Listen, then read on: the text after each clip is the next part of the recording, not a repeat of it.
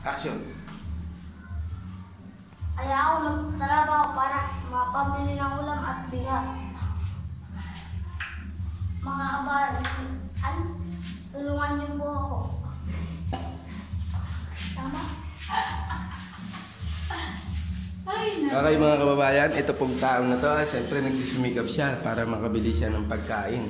Kaya tatrabaho na siya sa kanyang edad dahil sobra talagang mahal ng pagkain ngayon. Mga bigas natin ngayon, 50 kilos na. Kailangan ng ang mga bata ngayon, tumutulong na magsumikap.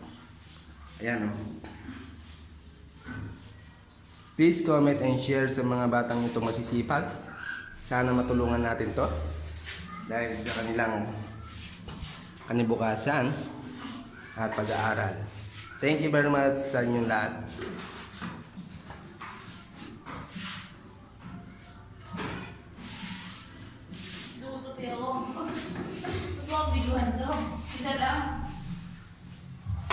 Mga bata na ngayon, nagtatrabaho na. Masyado nang mahal ang bigas nga natin ngayon sa gobyerno, ay 50 kilos na ang ating bigas. Hindi lang, pinakamura na yon.